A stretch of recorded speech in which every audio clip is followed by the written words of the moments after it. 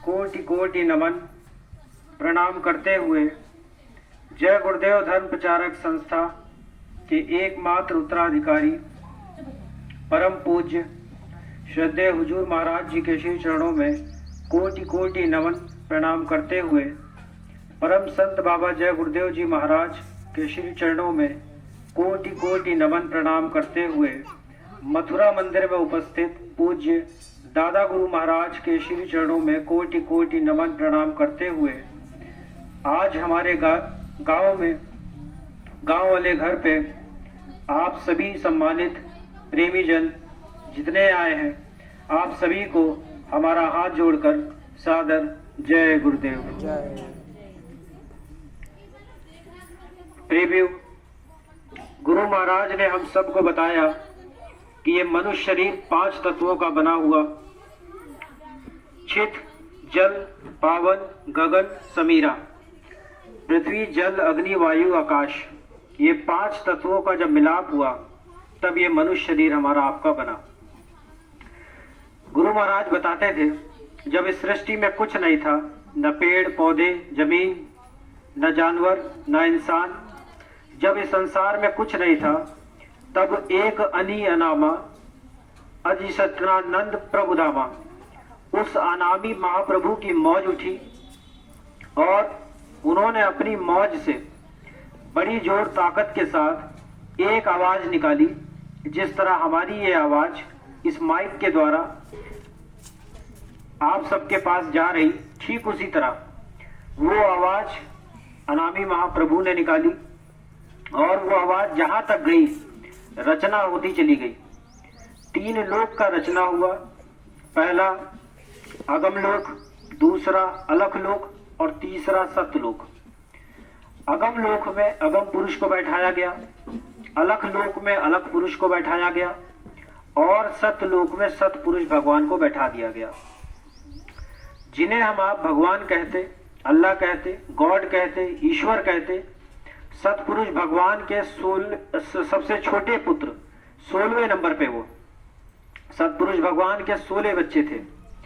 1 door 16 गांठ मार के उतार दी ऊपर से, जैसे मकड़ी अपना जाला ऊपर से नीचे लेती आती है और फिर उसी जाले को खा के ऊपर चली जाती, ठीक उसी तरह 1 डोर 16 गांठ मार के उतार दी गई और अपने एक एक बच्चों को सतपुरुष भगवान ने नीचे उतार दिया कि हमने जो रचना करी है नीचे, तुम जा करके देखो कि कैसी रचना हमने करी।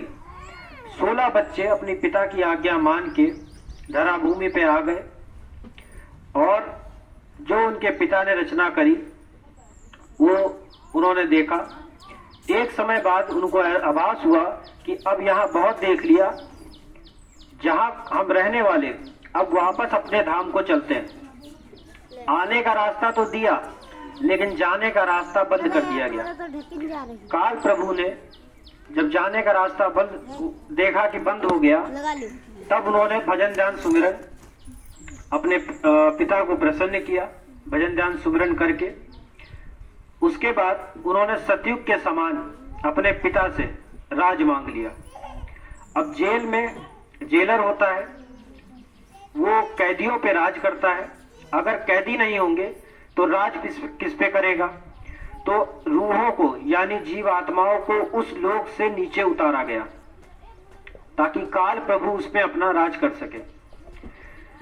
हम आपको उसी वक्त उस लोक से नीचे उतारा गया और सतयुग का वो समय था। सतयुग योगी सब विज्ञानी करि हरि ध्यान भरे सो प्राणी। तो सतयुग के समय में सबकी आंख कान खुले थे, सबको आने का रास्ता मालूम था, जाने का रास्ता मालूम था। भजन ध्यान सुमिरन करके अपना, जब तक किसी का 40 साल, किसी का 60 साल, किसी का 20 साल, जितनी भी उनकी आयु थी, भजन ध्यान सुमिरन करने के बाद जैसे ही उनका शरीर छूटता वो वापस अपने लोक चले जाते। तो काल प्रभु ने जब ये देखा कि ये जीव आत्मा, मैंने उस मालिक को प्रसन्न करके कड़ी तपस्या करके उन्हें प्रसन्न किया था और इनको मांगा था, लेकिन ये मेरी ना पूजा करते हैं ना ये मेरे कहने में। तब काल प्रभु ने कर्मों का विधान बना दिया। दोनों आंखों के बीच में जहाँ पे महिलाएं बिंदी लगाती है, पुरुष जितने भाई हैं टीका लगाते हैं। दोनों आंखों के मध्य भाग में एक पतला महीन बारीक पर्दा लगा दिया गया और कर्मों का विधान बना दिया गया। कर्म प्रधान विश्व रचनाता जो जस करे, कर्मों का विधान बन गया कि आप अच्छा कर्म करोगे तो अच्छा फल मिलेगा, बुरा कर्म करोगे तो बुरा फल मिलेगा। जैसे आपके कर्म होंगे उसी के अनुसार आपको फल दे दिया जाएगा। राम आए त्रेता में, द्वापर में कृष्ण, उसके बाद कलयुग में कोई भगवान नहीं है। कलयुग में संतों का आगमन हुआ। रामायण में आप सब लोगों ने देखा होगा, जब राम जी अपने धाम को जाने लग गए थे तो उन्होंने हनुमान जी को आदेश दिया था कि आपको कलयुग में रहना है जब तक। आज भी बोला जाता है कि हनुमान जी कलयुग में हैं। दूसरा आदेश उन्होंने ये दिया था कि आगे कलयुग में ऐसी बड़ी बड़ी बीमारियां, ऐसी बड़ी बड़ी पाप होंगे और उस वक्त नाम, कलयुग में नाम का धार रहेगा। कलयुग केवल नाम में आधारा, सुमिर सुमिर नर उतरे पारा। कलयुग में नाम का भेद रहेगा। साधु संत महात्मा उस धरा भूमि को छोड़ के यहाँ मृत्यु लोक में हमारे आपके बीच में आते। स्वामी जी महाराज बार बार बताते थे कि बच्चा, हम आए वही देश से जहाँ तुम्हारो धाम और तुमको निज घर पहुँचाना एक हमारो काम। मैं अलग कहीं किसी और देश से नहीं आया हूँ, मैं भी उसी लोक से आया हूँ जिस लोक से तुम रहने वाले हो। तुम्हें उसी लोक से नीचे उतारा गया, लेकिन माया की छाया में आकर के तुम अपने सच्चे वतन, सच्चे देश को, सच्चे सचखंड को भूल गए और यहाँ माया की छाया में आकर के अपने सच्चे घर को तुम भूल चुके। तो हम आपको यहाँ जगाने आए हैं और ले जाने आए हैं कि चलो वापस अपने उस मकान वापस चलो। उस धाम के लिए लिखा गया, ना कोई गुरु ना कोई चेला, सब में बोले एक अकेला। ना ही वहाँ कोई गुरु है, ना ही कोई वहाँ चेला है। जितनी भी रूह है, जितनी भी पुण्य आत्माएं, जितनी भी आत्मा उस लोक पहुंची, उन सभी को पुण्य आत्मा कहा गया। ना वहाँ कोई पुरुष का भेद है, ना वहाँ कोई महिला का भेद है। ये पुरुष और महिलाओं का भेद तो यहाँ नीचे कलयुग में किया गया, लेकिन नाम और सतगुरु का साथ लेके जो भी उस मार्ग, उस धाम पर पहुंचा, वहां पे पुण्य आत्माएं वो सब कहलाई गई। मीराबाई जाति की छत्राणी है। छत्राणी मतलब होता है महारानी, महारानियों की भी महारानी। तो मीराबाई, उन्होंने जब शादी हुई तो उन्होंने ये लिखा कि खोजत फिरू भेद व घर को, कोई ना करत बखान। मीराबाई बड़ी परेशान हुई कि मुझे उस धाम को जाना है, उस लोक को जाना है, लेकिन बताने वाला, उस रास्ते को बताने वाला मेरे पास कोई नहीं। वो नाम की दौलत देने वाला कोई नहीं। कुछ समय बाद उनको अपने गुरु मिले, संत रायदास जी।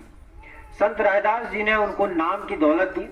उसके बाद उन्होंने लिखा कि पायो जी मैं तो नाम रतन धन पायो, वस्तु अमूलक दी मेरे सतगुरु। ये असल है, लेकिन किताबों में आजकल के लिखा हुआ कि पायो जी मैं तो राम रतन धन पायो, वस्तु अमूलक दी मेरे सतगुरु। तो ये गलत है। मीरा कृष्ण की दीवानी थी, राम से उनका क्या लेना देना। तो वहां पे राम नहीं, नाम है। गुरु महाराज बताते थे, स्वामी जी महाराज कंज गुरु थे। कंज गुरु का मतलब होता है जिसकी शिव नेत्र तीसरी आंख खुली होती है। गुरु महाराज कहते थे कि केवल मेरी ही नहीं है तीसरी आंख खुली है।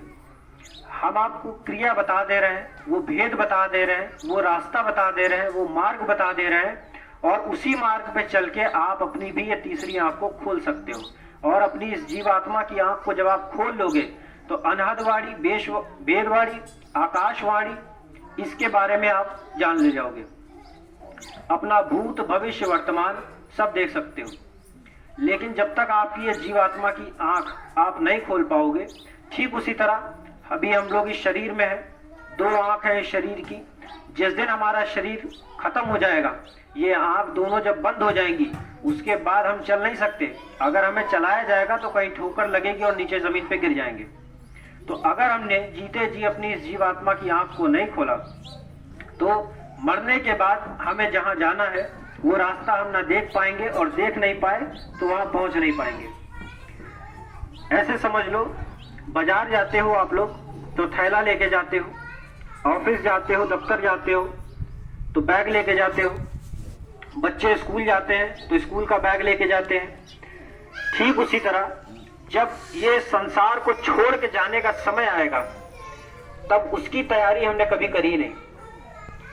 हमें बाजार जाना होता है सब्जी ले, उसके लिए हम थैला लेके जाते हैं कि बाजार वाली तैयारी कर रहे हैं। स्कूल जाना है तो स्कूल की तैयारी कर रहे हैं। जब ये शरीर को खाली करने का आदेश, ऊपर से वारंट कटेगा और इस शरीर को छोड़ना होगा, उसके बाद की तैयारी अगर हमने नहीं सोचा उसके बारे में तो हमें कहाँ जाना है, कहाँ से हम आए, ना आने का भेद पता, ना जाने का रास्ता पता, क्योंकि हमने कभी किसी सच्चे सतगुरु की खोज ही नहीं करी।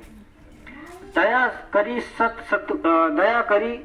सतगुरु बतावे नाम का जपना, ये लिखा हुआ। साधु संत महात्मा अति दया कृपा करके इस धरा भूमि पर आते और बड़ी दया कृपा करके हमें आपको जगाते, बताते कि इस शरीर का मेन मूल्य क्या है। ये शरीर 5 तत्वों का बना हुआ, देवी देवताओं का जो है 16 तत्वों का, और जितने भी मनुष्य रूप है, बड़े भाग्य मानुष तन पावा, ये भी लिखा कि बड़े भाग्य से ये मनुष्य रूप हमें मिला। 4 खान 84 लाख योनियां हैं। 4 खान अंडज, पिंडज, उखमज और स्थावर। अंडज बोलते जो अंडे से पैदा होते, उखमज होते हैं जो कीड़े मकोड़े, बरसाती कीड़े मकोड़े जिनकी आयु 10-15 साल, उसके बाद वो मर जाते। अंडज, पिंडज, उखमज।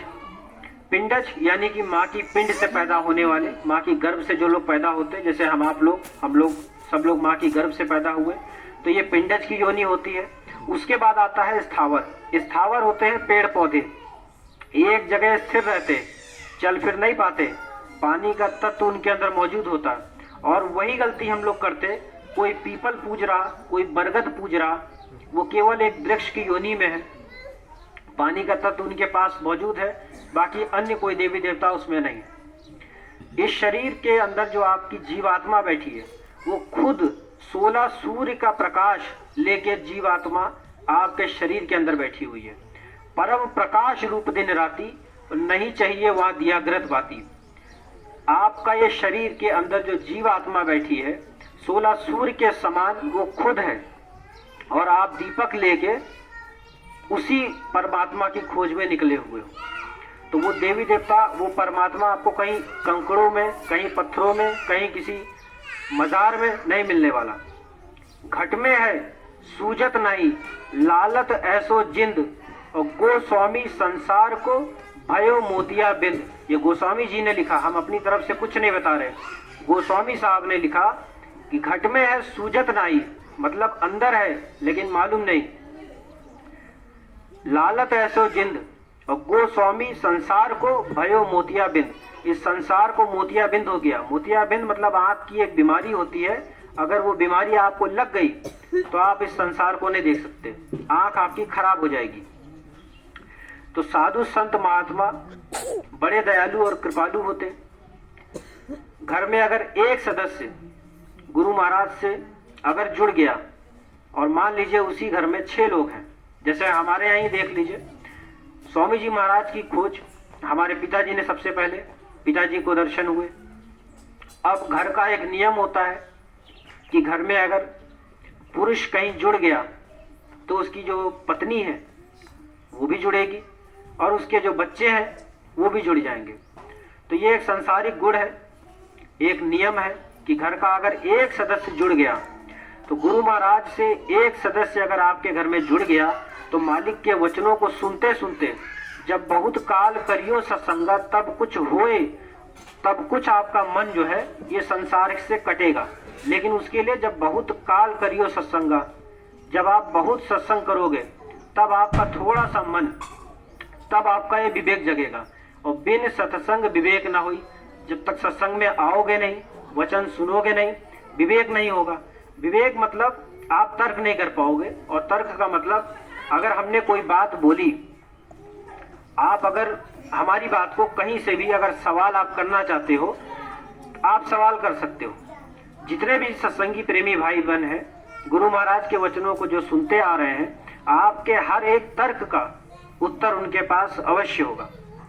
और अगर आप सत्संग के वचनों को सुनोगे ही नहीं, तो आप अपने जो मन में जो सवाल हैं वो आएंगे ही नहीं।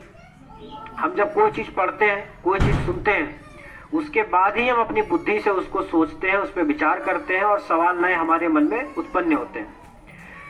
दो तरीके के कर्म हैं।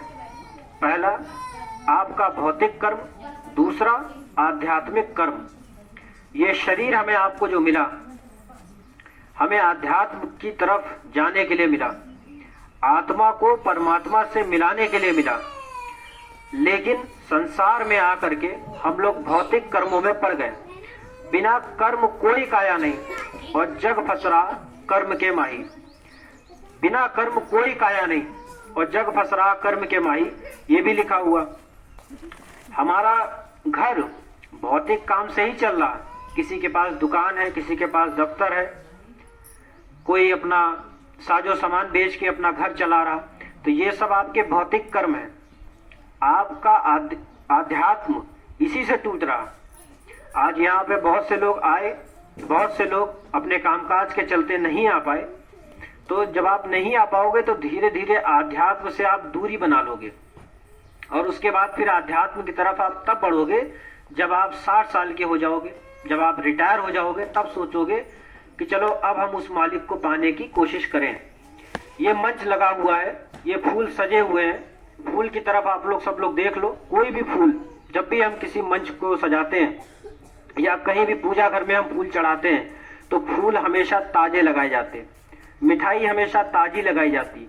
तो हम आप ये कैसे सोच सकते कि जब हम 60 साल में आ जाएंगे, 70 साल में आ जाएंगे, तब हम बासी सांस वहां चढ़ाएंगे और वो मालिक प्रसन्न होगा? वो हो ही नहीं सकता। आप अगर ताजे फूल चढ़ा रहे हो, ताजी मिठाइयां चढ़ा रहे हो, तो ताजी सांस भी उस परमात्मा के लिए लगा दो। आपको खुद भी नहीं पता कि हम 40 साल के लिए आए हैं कि 60 साल के लिए आए हैं। कोई 20 साल में ही चला जा रहा, कोई 30-35 साल में चला जा रहा। ये बड़ी बीमारी एक आई कोरोना की, और सबको आधे से ज्यादा को लपेट के लेके चली गई। तो किसी को नहीं पता। आए हैं सो जाएंगे। राजा रंग फकीर, एक सिंहासन ले चले और बड़े जात जंजीर। किसी को नहीं पता कि मेरी आयु कब तक है। हर एक इंसान अपनी अपना समय यहाँ इस मृत्यु लोक में बिता रहा। कृष्ण भगवान वो भी यहाँ पे अमर नहीं हुए। उनके पैर में पद्म चमकता था, हिरण की आंख समझ के मार दिया, और कृष्ण भगवान भी इस धराभूमि को छोड़ के चले गए। ठीक उसी तरह राम जी भी आए एक निश्चय अवधि लेकर के, और उसके बाद वो भी अपने धाम चले गए। उसके बाद संतों का आगमन हुआ। पहले, सबसे पहले कबीरदास जी आए। उन्होंने भी नामदान दिया, लेकिन चंद लोगों को दिया, सबको नामदान नहीं दिया, कुछ ही लोगों को नामदान दिया गया। स्वामी जी महाराज ने मथुरा में लाउड स्पीकर लगा करके नामदान दे दिया। मैदान में जिस तरह भी आप लोग यहाँ बैठे हो, जो बैठ गया, स्वामी जी महाराज ने नाम की वो दौलत सब में बांट दी। नामदान कहते हैं कुछ ऐसे वचन जिससे साधु संत महात्मा एक नाम जगाते हैं, और वो नाम जगाने के लिए ही ये धराभूमि पे आते हैं, और उसी नाम का सुमिरन करके, ध्यान करके, उसी नाम का भजन करके आप अपनी इस जीवात्मा का कल्याण कर सकते हो। उसके बाद एक बार आपकी इस जीवात्मा का कल्याण हो गया, दोबारा कभी किसी माँ की गर्भ में आपको आने की जरूरत नहीं पड़ेगी। ये जन्म मरण की पीड़ा से आप आजाद हो जाओगे। जन्मत मरत दुसहनी दुख हुई। जन्म और मरण, ये दो चीज जब होती है, जब बच्चा जन्म ले रहा होता है तो माँ को बहुत पीड़ा होती है। ठीक उसी तरह जब ये शरीर से प्राण निकल रहे होते हैं तो वो दर्द केवल वही जानता है जिसके प्राण निकल रहे हैं। तो जन्मत मरत दुसहनी दुख हुई। एक बार अगर आपकी ये जीवात्मा इससे मुक्ति और मोक्ष से निकल गई, ये जन्म और मरण से, बंधन से वो अगर आजाद हो गई, दोबारा कभी माँ के गर्भ में आपको आने की जरूरत नहीं पड़ेगी। हमें आपको भी नहीं पता कि हम लोग कितनी बार यहाँ आए, कितनी बार पिता बने, कितनी बार माता बने, कितनी बार भाई बहने, कितनी बार हम बेटा बने, कोई नहीं जानता। कर्मों के भोग भोग रहे हैं। जैसे आप स्कूल में ऐसे देख लो, मास्टर होमवर्क देता है छोटे बच्चों को। अब बच्चों के ऊपर है कि होमवर्क करके जाएं या ना जाएं। अगर करके जाएंगे तो मार नहीं पड़ेगी, और नहीं करेंगे तो मार खा जाएंगे। ठीक उसी तरह महाभारत में अर्जुन ने जब युद्ध करने से मना किया, तब कृष्ण ने बोला कि ये सब मृत्यु हैं, ये सब मरे हुए ही हैं, आप अगर इनको मारोगे तो ये भी एक कर्म ही कर रहे हो। उसके बाद कृष्ण के कहने पर अर्जुन ने युद्ध किया, अपने ही संबंधियों को मारा। उसके बाद जब वैकुंठ जाने का हुआ तो कृष्ण अकेले ही चले गए, अर्जुन को नहीं ले गए। अर्जुन ने जब बोला कि हे नाथ, हे प्रभु, मुझे भी अपने संग ले चलो, तब कृष्ण ने एक बात बोली कि मानव हत्या का जो पाप तुम्हारे सर पे लगा हुआ है, जब तक आप उसको नहीं साफ कर सकते, मैं आपको अपने साथ नहीं ले जा सकता। तब अर्जुन ने पूछा कि हे नाथ, मैं तो युद्ध करना ही नहीं चाहता था, मानव हत्या तो मुझसे आप ही ने करवाई। तब कृष्ण ने कहा कि मैंने आदेश दिया था, आदेश का पालन करो या ना करो ये तुम्हारे ऊपर था। तुमने मेरे आदेश का पालन किया तो मानव हत्या का दोष तुम्हारे ऊपर लग गया। तो स्कूल में अध्यापक होमवर्क देता है बच्चों को, तो बच्चों के ऊपर है करें या ना करें। महाभारत में द्रोणाचार्य को एक वरदान था कि अगर वो शस्त्र उठाएंगे तो कोई उन्हें परास्त नहीं कर सकता। ये बात कृष्ण को बहुत अच्छे से पता थी। उन्होंने लीला करी, अश्वत्थामा जो उनके पुत्र की तरह थे, एक हाथी अश्वत्थामा के नाम का बनाया और पांडवों को बोला कि आप इनको मार दो हाथी को। और द्रोणाचार्य जब ये सुनेंगे तो असहाय हो जाएंगे और उस वक्त उनका सर जो है कलम कर दिया जाएगा। तो चारों भाइयों ने बोला कि अगर हम बोलेंगे तो हमारी बात पे कोई विश्वास नहीं करेगा। तब कृष्ण भगवान ने युधिष्ठिर से कहा कि आप कभी झूठ नहीं बोलते, अगर आप बोल दोगे तो द्रोणाचार्य आपकी बात पर जरूर विश्वास कर लेंगे। तो युधिष्ठिर ने बोल दिया और तुरंत कृष्ण भगवान ने शंख बजा दिया। ये तय हो गया कि अश्वत्थामा मर गया। उसके बाद द्रोणाचार्य असहाय होके जमीन पे लेट बैठ गए और उनका सर कलम कर दिया। इस एक झूठ की वजह से युधिष्ठिर को नर्क जाना पड़ा था। और हम आप लोग सुबह से लेकर रात दिन फोन पे रहते हैं। अगर ऑफिस में है तो बता देते हैं कि अभी हम कहीं बाहर निकले हैं, घर में है तो बता देते हैं कि ऑफिस में है। न जाने कितने झूठ ये फोन ही हमारे सुबह से शाम तक बुलवा देता है। आपकी जितनी भी बुरे कर्मों की गठरी है, ये केवल और केवल संत महात्मा ही साफ कर सकते, उसे जला सकते, अन्य कोई देवी देवता। रामायण आप सबने देखी है, जब लक्ष्मण जी को तीर लगा था उस वक्त दो भगवान उनके पास थे, हनुमान जी और राम जी। लेकिन ना हनुमान जी ने कोई चमत्कार किया, उनको जीवित कर दिया ऐसे हाथ वाथ फेर के, और ना राम जी ने ऐसा किया। दोनों ने क्रिया करी। हनुमान जी पहले गए लंका, वैद को लेके आए, उसके बाद गए पर्वत उठाने, तो क्रिया करी, मेहनत कुछ मतलब कार्य किया, उसके बाद लक्ष्मण जी के प्राण बचे। तो हम आप कैसे सोच सकते हैं कि अगरबत्ती दिखा करके हम उस मालिक को पा सकते हैं? हमें आपको भी क्रिया करनी पड़ेगी। ये कपड़ा जो हम लोगों ने पहना, एक दो दिन बाद हम लोग इसको धुलने के लिए डाल देते हैं, और धुलने का काम होता है साबुन और सर्फ का। लेकिन हम उस साबुन और सर्फ की पूजा नहीं करते, क्योंकि वहां भी हमें ही काम करना है। ब्रश लेके साबुन पहले लगाया और फिर उसके बाद फिर पानी में भिगोया और कपड़े को, तब आप साफ कर पाओगे। तो क्रिया करनी पड़ेगी, तभी वो मालिक मिलेगा। अगर आपको भूख लगी है तो खाने की प्लेट आपके सामने रखी है और हम ये सोचें कि ये अन्न हमारे पेट में ऐसे ही चला जाए, तो वो संभव नहीं है। आपको अपना हाथ खुद बढ़ाना पड़ेगा। जब तक खाना बनाओगे नहीं, उसे खाओगे नहीं, पेट नहीं भरेगा। वही चीज है यहाँ। मृतंग ऋषि सबरी उनकी शिष्या थी। मृतंग ऋषि का जब जाने का समय हुआ तो सबरी ने भी कहा, हे प्रभु मुझे भी अपने साथ ले चलो। तो मृतंग ऋषि ने बोला कि मैंने अपने तपोबल से इतना किया हुआ कि मेरे एक दिन इसी आश्रम में राम जी आएंगे और वो आपको एक भेद बता देंगे, एक युक्ति बता देंगे, उसी युक्ति को पकड़ के तुम मेरे पास आ सकती हो, और जब तक वो नहीं आते मेरे इस आश्रम की तुम देखभाल करना और उनका इंतजार करना।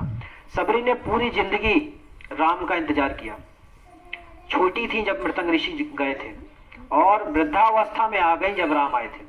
और वृद्धावस्था में जब वो आई तो उनको बड़ा चिंतन हुआ कि पेड़ पे, आम के पेड़ में जब आम पक जाता है तो किसी भी वक्त वो गिर सकता है, टपक सकता है।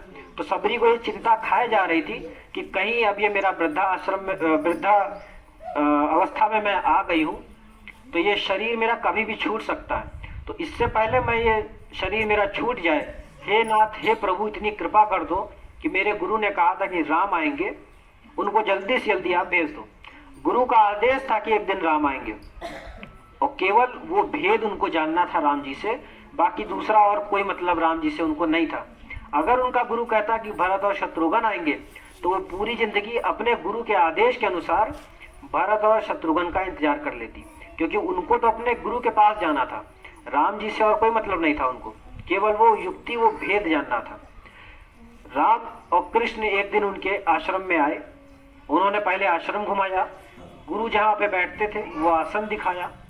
जब राम जाने लग गए तब सबरी ने उनको बोला कि हे नाथ, ये शरीर मेरा किसी भी वक्त जा सकता है। मेरे गुरु ने मुझको बोला था कि एक दिन राम आएंगे और एक भेद बताएंगे, एक नाम दे देंगे, मुझे वो नाम बता दो ताकि मैं अपने गुरु के पास जा सकूं। तब राम जी ने बोला कि हे माता, मैं काल रूप उनकर मैं भ्राता और शुभ अशुभ कर्म फल दाता। मैं मुक्ति मोक्ष नहीं दे सकता जो आप मुझसे मांग रही हैं। मुक्ति तो है संतों की दासी, और पड़ी रहने दो चरणों के पासी। मुक्ति मोक्ष तो साधु संत महात्मा दे सकते, और मैं तो काल का रूप हूँ। मैं अच्छे कर्मों का अच्छा फल दे सकता हूँ, बुरे कर्मों का बुरा फल दे सकता हूँ, बाकी मुक्ति मोक्ष मेरे हाथ में नहीं। सबरी ने दोबारा उनसे पूछा कि भाई, मेरे गुरु ने बोला था कि आप कुछ भेद बता दोगे, अच्छा वही बता दो। तब राम जी ने नवधा भक्ति के बारे में बताया। नवधा भक्ति होता है 9 प्रकार की भक्ति, 9 प्रकार का भेद, इसको कहते हैं नवधा भक्ति। हम आपसे एक भक्ति नहीं हो रही, और नवधा भक्ति यानी 9 प्रकार की भक्ति का वर्णन राम जी ने सबरी के सामने कर दिया, जिसकी पहली लाइन थी कि प्रथम भक्ति संतन कर संगा, दूसरी रथ मम कथा प्रसंगा। अगर आपको उस मालिक को पाना है, उस परमात्मा को अगर आपको पाना है, तो साधु संतों की संगत, ये पहला रास्ता और यही आखिरी रास्ता, क्योंकि आपको सारा पूर्ण रूप का आपको ज्ञान साधु संत महात्मा करा देंगे। ऐसे समझ लो, ये घर है, इसमें अगर ऊपर काली टंकी रखी है तो ऊपर छत पे जो जाएगा और देखेगा केवल उसी को पता है। नीचे हम लोग जितने लोग यहाँ बैठे हैं किसी को नहीं मालूम टंकी का रंग क्या है। तो ठीक उसी तरह साधु संत महात्मा ध्यान करके ऊपर गए, ऊपर जाके उन्होंने नरकों के हाल देखे, और हमारी आपकी जानकारी के लिए स्वर्ग वैकुंठ नरक इसके बारे में धर्म पुस्तकों में लिख दिया। नरकों का हाल इस तरह लिखा, लोहे के खंभ तपत के माही, और जहां जीव को ले चिपटाई। लोहे के खंभे हैं वहां जो अग्नि से धधक के लाल हो रहे, और जो बुरे खोटे जीव हैं उनको उसी अग्नि वाले खंभे में चिपकाया जा रहा, जहां उनकी पुकार को सुनने वाला कोई नहीं, दयाल वहां है ही नहीं, वो काल के उस पे चले गए। हम आपका जब माँ का चौथा महीना होता है गर्भ में, चौथा महीना जब खत्म होता है और 5वां महीना जब लगने को आता, तब वो जीव आत्मा माँ के गर्भ में डाली जाती 5वें महीने पे, और 9 महीने तक हम लोग माँ की गर्भ में उल्टे लटके रहते हैं। और यही रात दिन प्रार्थना होती है कि अब हमें इस गंदगी से बाहर निकालो, और हम वादा करते हैं कि हम भजन करेंगे, भक्ति करेंगे, लेकिन जब बाहर आए तो माया की छाया में आ गए। ऐसे समझ लो, गांव में मेला लगता है, एक बच्चा अपने पिता की उंगली पकड़ के मेला गया, छोटा बच्चा 5-6 साल का। मेले में उसने साजो सामान देखा, बड़ा खुश हुआ। भीड़ बहुत थी, बच्चा बिछड़ गया, हाथ से, पिता की उंगली छूट गई। थोड़ी देर बाद बच्चा अपने आप रोने लग जाता है। उसको वो सुख तभी तक मिल रहा था जब तक उसने अपने पिता की उंगली को पकड़ रखा था, क्योंकि पिता से वो पैसे ले सकता था और जो सामान उसको खरीदना है मेले में वो ले सकता था। अब पिताजी का हाथ छूट गया तो बच्चा थोड़ी देर बाद रोने लग जाता है। उसको समझ में आ जाता है कि ये सुख मुझे तभी तक था जब तक मैंने अपने पिता का हाथ पकड़ा हुआ था। नानक जी ने लिखा कि नानक दुखिया सब संसार, इस संसार में जितने भी हैं सब दुखी हैं। कोई पैसे के लिए दुखी है, कोई पैसे से दुखी है,